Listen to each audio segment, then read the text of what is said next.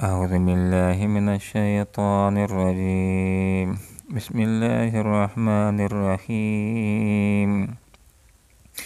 ونادى نوح ربه فقال رب إن ابني من أهلي وإن وعدك الحق وأنت أحكم الحاكمين. قال يا نوح إنه ليس من أهلك إنه عمل غير صالح فلا تسألني ما ليس لك به علم إني أعظك أن تكون من الجاهلين.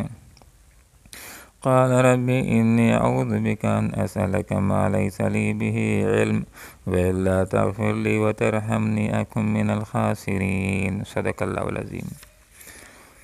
سبحانك لا علم لنا إلا ما علمتنا إنك أنت العليم الحكيم. ونادى اور پکارا نوح علیہ السلام نے ربہ اپنے رب کو، فقال پس فرمایا، رب میرے پروردگار، ان ابنی بے شک میرا بیٹا، من اہلی میرے اہل میں سے ہے، وَإِنَّ اور بے شک وعدہ کا تیرا وعدہ الحق سچا ہے، وَأَنْتَ اور تو احکم الحاکمین سب حاکموں میں سے بڑا حاکم ہے۔ قال ارشاد ہوا، یا نوح اے نوح، انہو بے شک وہ، لیسا نہیں ہے من اہلک تیرے اہل میں سے، انہو بے شک اس کے عمل کام غیر صالح خراب، فلا تسألنی پس سوال نہ کیجئے مجھ سے، ما لیس لکا ایسی چیزوں کے بارے میں کہ نہیں ہے، لکا تجھ کو بھی جن کے بارے میں علم کوئی علم، انی بے شک میں اعظو میں نصیحت کرتا ہوں کا تجھ کو، ان تکونا یہ کہ تم نہ ہو جاؤ، من الجاہلین جاہلوں میں سے۔ قال فرمایا، رب میرے پروردگار، انی بے شک میں اعوذ بکا تیری پناہ میں آتا ہوں، ان اسألک اس بات سے کہ میں سوال کروں تو اس سے، ما ایسی چیزوں کے بارے میں لیسا نہیں ہے لی مجھے بھی جن کے بارے میں علم کوئی علم، وَإِلَّا تغفر لی وَإِلَّا تغفر لی اگر تو نے مجھ کو معاف نہ کیا، وترحمنی اور میرے اوپر رحم نہ کیا، اکن من الخاسرین تو ہو جاؤں گا میں نقصان اٹھانے والوں میں سے۔ حضرت نوح علیہ السلام صدیوں لوگوں کو پروردگار عالم کی طرف بلاتے رہے، 80 یا 82 افراد مسلمان ہوئے، باقیوں نے کفر کا، نفاق کا، شرک کا، جحود کا راستہ اختیار کیا، حتیٰ کہ نبی کے ساتھ بھی ظلم و ستم کا معاملہ کرنے لگے اور اہل ایمان کو بھی گمراہ کرنے کی کوشش کرنے لگے۔ اللہ رب العالمین نے حضرت نوح علیہ السلام کو تسلی دی کہ جب عذاب آئے گا تو عذاب کے اندر اے نوح علیہ السلام تجھے بھی بچا لیا جائے گا، تیرے اہل کو بھی بچا لیا جائے گا اور اہل ایمان کو بھی، اور جو منافق ہوں گے، جو مشرک ہوں گے، جو ظالم ہوں گے، جو کافر ہوں گے، وہ سارے کے سارے اس عذاب کے اندر غرقاب ہو کر کے رہ جائیں گے۔ جب عذاب کا وقت آیا، حضرت نوح علیہ السلام نے اہل ایمان کو بھی کشتی کے اندر سوار کیا اور اپنے گھر کے افراد کو بھی، اپنے بیٹوں کو بھی، حام کو، سام کو، یافس کو، ان کی ازواج کو، اور کنعان کی زوجہ جو مسلمان تھی اس کو بھی۔ کنعان کو بھی حضرت نوح علیہ السلام مسلمان ہی سمجھ رہے تھے، اور جب پانی تھوڑا تھوڑا آ رہا تھا، لوگ کشتی کے اندر سوار ہو رہے تھے، اپنے بچے کنعان کو پکارا، اے بچے آؤ ہمارے ساتھ کشتی کے اندر سوار ہو جاؤ، کافروں کے ساتھ نہ ہو جاؤ۔ کنعان نے حضرت نوح علیہ السلام کو یہ جواب دیا کہ میں پہاڑ کے اوپر چڑھ جاؤں گا، پہاڑ مجھ کو بچا لے گا۔ نوح علیہ السلام نے فرمایا کہ آج اللہ کے عذاب سے کوئی چیز بچا نہیں سکتی ہے۔ باپ بیٹے کے درمیان یہ گفتگو جاری تھی کہ پانی کا بڑا سا ریلا آتا ہے، بیٹے کو بہا کر کے لے جاتا ہے، شفقت پدری جوش میں آتی ہے، اللہ رب العالمین سے درخواست کر بیٹھتے ہیں کہ اللہ یہ کیا ہو گیا، یہ تو میرا بیٹا تھا، یہ تو ہلاک ہو گیا، اے اللہ تیرا وعدہ تو تھا کہ تیرے اہل کو بچا لوں گا، اور یہ میرا بچہ تو ہلاک ہو گیا۔ ونادھا اور پکارا نوح علیہ السلام نے رب کو، اپنے رب کو، فقالا تو اللہ نے ارشاد فرمایا، فقالا حضرت نوح علیہ السلام نے فرمایا، اور رب ان ابنی، اے میرے پروردگار میرا بچہ من اہلی میرے اہل میں سے تھا، وَإِنَّ وَعْدَكَ اور بے شک تیرا وعدہ الحق کو سچا ہے، تو نے وعدہ کیا کہ تیرے اہل کو تیرے گھر والوں کو میں بچا لوں گا، وَأَنْتَ حَكْمُ الْحَاكِمِينَ اور تو سب حاکموں میں سے بڑا حاکم ہے، تیرے فیصلے انصاف کے ساتھ ہوتے ہیں، تیرے آگے کسی کو دم مارنے کی کوئی مجال نہیں ہے، تیرا جو بھی فیصلہ ہوتا ہے عدل کے ساتھ ہوتا ہے۔ تو اللہ رب العالمین نے فرمایا حضرت نوح علیہ السلام سے، انہو بے شک وہ لیس من اہلک تیرے اہل میں سے نہیں ہے،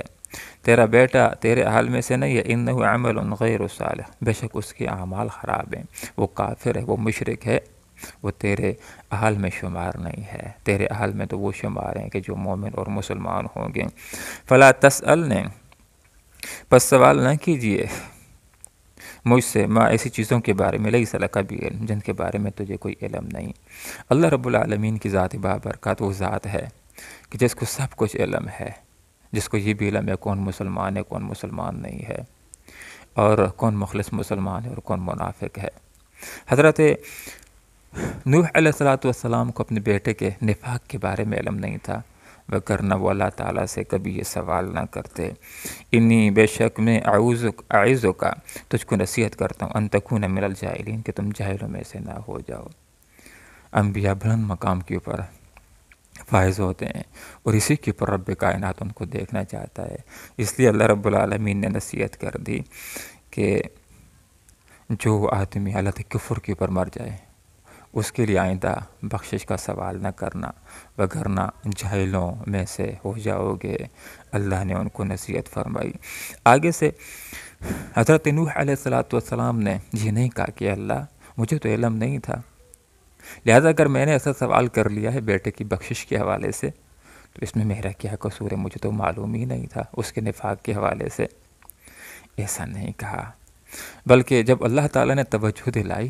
تو اللہ تعالیٰ سے معافی مانگنے لگے، استغفار کرنے لگے، اللہ رب العالمین نے معاف فرمایا۔ اس واقعے سے ہمارے سامنے، ان آیات سے ہمارے سامنے پہلی بات یہ آتی ہے کہ نبی کے اہل کے اندر وہ لوگ شامل ہوتے ہیں کہ جو مومن ہوتے ہیں، مسلمان ہوتے ہیں، اور جو مومن نہیں ہے، مسلمان نہیں، اس کے گھر کا فرد کیوں نہ ہو، وہ اس کے اہل کے اندر شامل نہیں ہے۔ تو اللہ رب العالمین نے اس کے اہل کو بچانے کا وعدہ کیا تھا، ان اہل کو کہ جو اس کے گھر کے افراد ہیں، مومن ہیں، مسلمان ہیں۔ جہاں تک جو اس کے گھر کے افراد ہوں لیکن مومن مسلمان نہیں ہوں گے، ان کی بخشش کا اللہ تعالیٰ کا کوئی وعدہ نہیں ہے۔ ان آیات سے ہمارے سامنے ایک بات یہ بھی آ جاتی ہے کہ کوئی بڑے سے بڑا آدمی کیوں نہ ہو، جب ظالم ہوگا، مشرک ہوگا، کافر ہوگا تو اللہ کے لیے اس کو ہلاک کرنا کوئی مشکل نہیں ہے۔ ان آیات سے ہمارے سامنے ایک درس یہ بھی آ جاتا ہے کہ کوئی بڑے سے بڑا آدمی کیوں نہ ہو، جب کافر ہوگا، مشرک ہوگا، گناہ گار ہوگا، مجرم ہوگا اور اللہ اس کو سزا دینا چاہے تو بڑے سے بڑا آدمی حتیٰ کہ وقت کا پیغمبر بھی اس کو اللہ کی سزا سے نہیں بچا سکتا۔ ان آیات سے ہمارے سامنے ایک سبق یہ بھی آ جاتا ہے کہ اللہ تعالیٰ کا فیصلہ بے لاگ ہوتا ہے، اللہ تعالیٰ کا انصاف بے لاگ ہوتا ہے۔ اگر پرائے لوگ بھی مومن اور مسلمان ہو جائیں تو وہ بھی اللہ کے ہاں عزت پاتے ہیں، مقام پاتے ہیں، لیکن نبی کے گھر کا فرد بھی اگر مسلمان نہیں ہوگا تو اللہ کا اس کو بھی سزا دینے کا اعلان ہوتا ہے۔ یہ نسبتیں پھر کام نہیں آتی جہاں ایمان اور اعمال صالحہ نہ ہو۔ کوئی فرد نبی کا باپ کیوں نہ ہو لیکن کافر ہوگا تو اللہ کا اس کو سزا دینے کا اعلان ہے، جیسے کہ ابراہیم علیہ السلام کے والد آزر تھے۔ کوئی فرد کسی نبی کا بیٹا کیوں نہ ہو، جب مومن اور مسلمان نہیں ہوگا تو وہ نبی کے ساتھ نسبت ہونے کے باوجود ہلاک ہو جاتا ہے، جیسے کنعان ہلاک ہو گیا حضرت نوح علیہ السلام کا بیٹا ہونے کے باوجود۔ کوئی شخص نبی کا چچا کیوں نہ ہو، مومن مسلمان نہیں ہوگا تو اس کو بچانے کا کوئی وعدہ نہیں ہے، جیسے ابو لہب غرقاب ہوا آپ صلی اللہ علیہ وسلم کا چچا ہونے کے باوجود۔ ہمارے سامنے ان آیات سے یہ باتیں بھی آ جاتی ہیں کہ ایک آدمی کو کہ جس کو اس کا عمل پیچھے چھوڑ دے، اس کا نسب اس کو آگے نہیں کر سکتا۔ ان آیات سے ہمیں ایک سبق یہ بھی ملتا ہے کہ جو چیز شریعت کے اندر جائز نہیں ہے اس کا رب کائنات سے سوال کرنا بھی جائز نہیں ہے۔ ان آیات سے ہمارے سامنے ایک بات یہ بھی آ جاتی ہے کہ ایک آدمی جو کافر ہے، جو منافق ہے، جو مشرک ہے،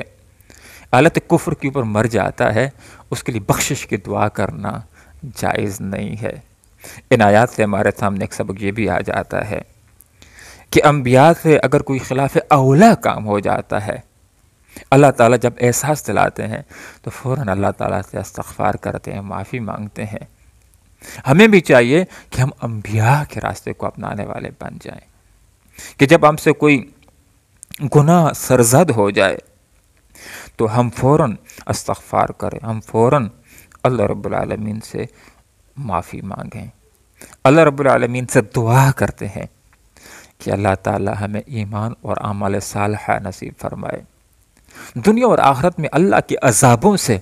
بچانے والی اگر کوئی چیز ہے تو صرف ایمان اور اعمال صالحہ ہے۔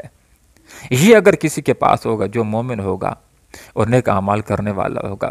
دنیا کے اندر بھی عذابوں سے بچ جائے گا، آخرت کے اندر بھی اللہ کے عذاب سے اگر کوئی بچانے والی چیز ہے تو محض ایمان اور اعمال صالحہ ہیں۔